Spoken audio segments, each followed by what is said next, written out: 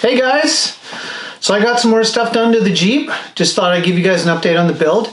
I chose to go with Adam's Off-Road Shop in Langley based on their Google reviews, and I'm glad I did. They've been real helpful.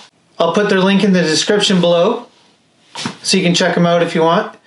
So what I get done? Got wheels and tires, suspension, and new gear ratio. Let's take a look at the Jeep. Hope you guys like it. I sure do.